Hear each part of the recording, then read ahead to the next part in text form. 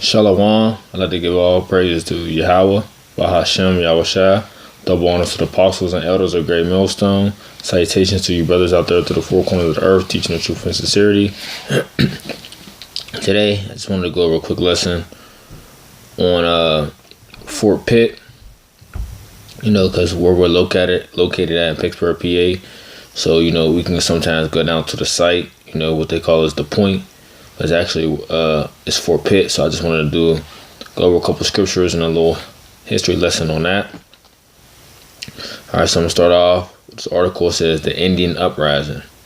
It says, when the French and Indian War ended in February 1763, the British assumed control over vast territories in the Great Lakes region and in the Ohio Territory. British policies toward the Native Americans in these areas were very strict. This caused much dissent among the various tribes. Soon, the tribal leaders rallied around the Ottawa chief Pontiac and began an open rebellion against the British. Pontiac's war began in May 1763 when the Native Americans attacked a number of British forts and settlements. 8 forts were captured. The large basin of Fort Detroit was besieged and Fort Niagara was threatened. Thousands of colonists were killed or captured, and many more fled the region. From May 27th to August 20th, 1763, as the conflict swept across the Old Northwest, 600 frightened settlers and garrison of 125 determined British soldiers led by Captain Simon Ecuyer, a professional Swiss soldier of the Royal American Regiment, were under siege at Fort Pitt. So that's where we're located right now, Pittsburgh, but it was first called Fort Pitt before they took over this whole area. All right, now I want to go into another article. It's just called Fort Pitt. It says in May of 1763, the Indians went on a warpath in an effort to drive the British settlers back across the Appalachian Divide. Chief Pontiac and a large force from several local tribes began a campaign against British forts in Northwest Territories. All about these forts fell. Only Fort Pitt, Fort Detroit, and Fort Niagara stood against the savages. Fort Detroit was under siege and Fort Niagara was under threat. The Indians also focused a great deal of an effort on Fort Pitt. They drove down the north, overrunning a string of smaller settlements in the Allegheny River Valley, then moved on a settlement of Pittsboro. Settlers and traders that had not been killed or captured sought refuge in Fort Pitt.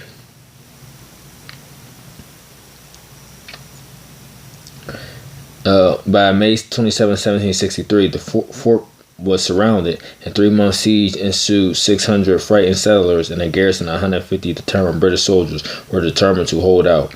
The Indians avoided a direct attack and instead decided to either burn or starve out the defenders. Forces along the riverbank shot fire arrows into the fort, and others blocked all resupply routes. The defenders on the fort stood firm, but after 3 months, supplies were running desperately low, and they were running short of ammunition. Alright, so just like them devils did us in Jerusalem, our brothers, the Gadites, and more likely the Reubenites, because we had spread it out through the tribes.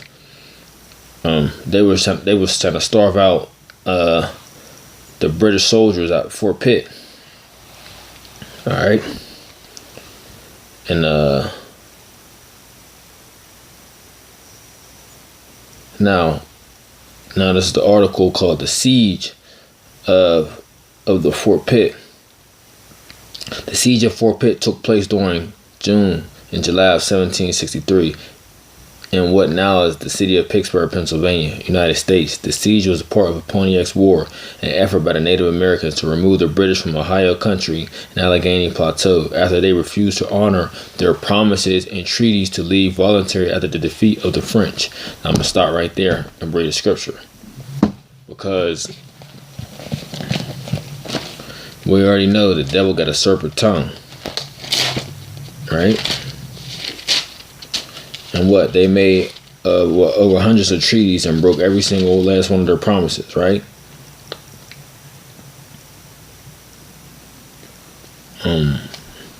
Psalms 58, start at 2, says, yeah. No, it's a lot. I didn't want that one.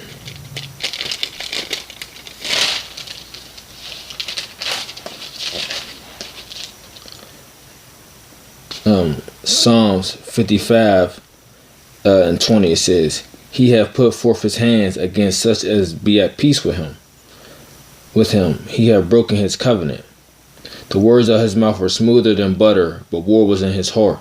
His words were softer than oil, yet were they drawn swords. So what he told the Native Americans, or our brothers and sisters that was all occupying the land, that they was going to fight the French off. Then after that, they was going to leave and go about their business. But and the damn devil, what? They lied. They broke their treaty. They got too comfortable. Right?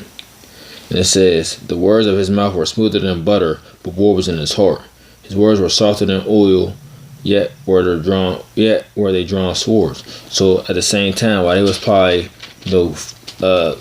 fighting out the French, they was more than likely thinking of ways how to defeat the Native Americans. So let's go to Psalms 58.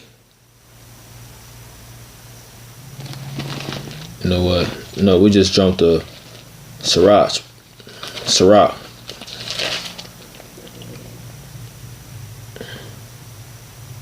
Sirach 12 and 10 says, never trust thine enemy, for like as the iron rusteth, so is his wickedness. So, according to the scriptures, we're never supposed to trust our enemy. So just for allowing these devils to come in, and they use them peaceful words, they deceived you, That's how they got in there.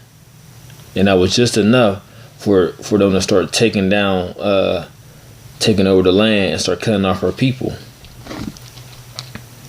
Alright, so continuing on, out of the siege of Fort Pitt, it says, the Native American efforts of diplomacy and by siege to remove the British from Fort Pitt ultimately failed.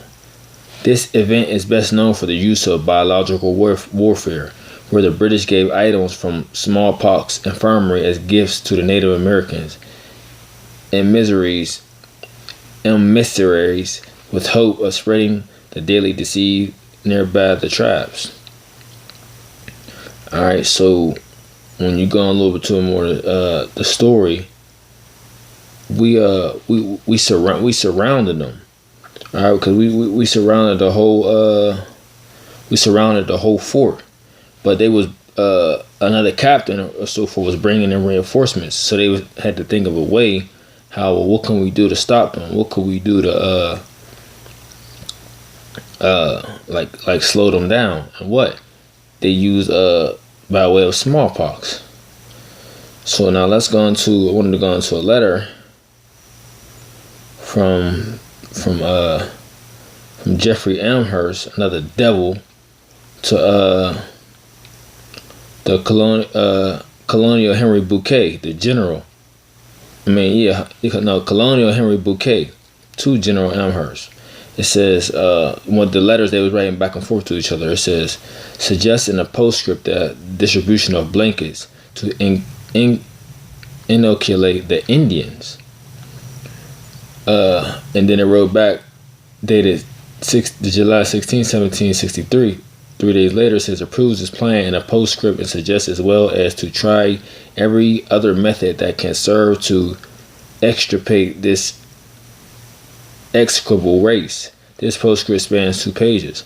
So they was speaking back and forth, and it was 2 pages long, how they wanted to annihilate the Native American Indians. And that, thinking of that, made me think of this scripture right here. Because ultimately that's what they wanted to do. They wanted to They want to annihilate you, right? Obadiah, start at 10. It says, "For the violence against thy brother Jacob, shame shall cover thee, and thou shalt be cut off forever." So since the violence that they did to the whole 12 tribes of Israel, Esau, the Edomites, you so-called white people, y'all have to be cut off forever. Y'all have to pay for y'all wickedness. And y'all have to serve your judgments that y'all have done. Because, once again, they have a perpetual hatred towards us, towards the Israelites to the four corners of the earth, whether you know it or not. Alright, now going on, it says, these letters also discuss the use of dogs to hunt the Indians, the so-called Spaniards method, which Amherst approves in principle but says he cannot implement because there are not enough dogs, in a letter dated. Now in 2016, we have the same thing going on. I think is it in South Dakota? North Dakota or South Dakota? They had these little militia groups out there, security groups out here, sicking dogs on our people. Literally sicking dogs on our people. That's how you know. And it says there is nothing new under the sun. So the same thing that was going on before is the same thing that's happening now. Alright, and then don't get it wrong, you so-called Negroes had dogs sicked on you as well.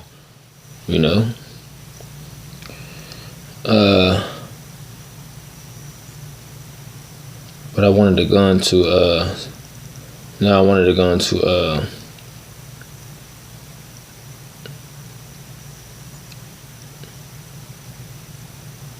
the smallpox situation, because that was a prophecy given to Moses, and it told it was going to be a curse upon us.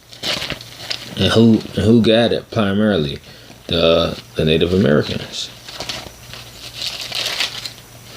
Deuteronomy 28:35, it says, "The Lord shall smite thee in the knees and in the legs with a sore botch, that they cannot be healed, from sole of thy foot into the top of thy head." Alright, so now let's go into the word botch. Deuteronomy 28:35 says botch. The word is shikayan. Shikayan. Salak, if I may be saying it wrong. It says a boil, inflamed spot, inflammation, eruption. Now, let's show you what smallpox look like. And if you look in the history of the facts, who the one that got the smallpox? So-called Native Americans. They the one that had all the smallpox and different things like that. And this is where it came from. The story what I'm getting on about Fort Pitt. Exactly where we're located.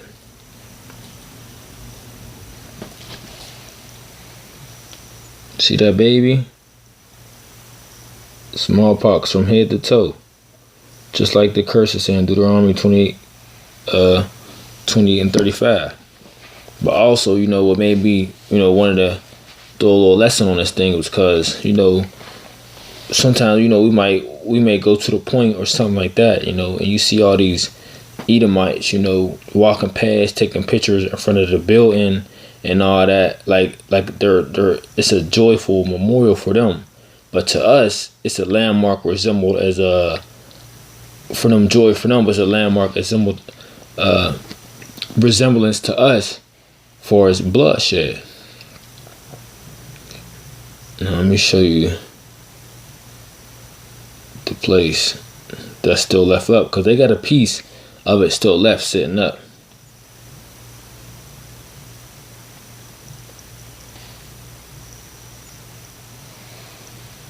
See, you got that little piece. It's called the Fort Pitt blockhouse.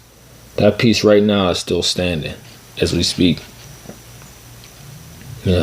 But that's where they could look at and remember of their success of what? Taking down the Native Americans.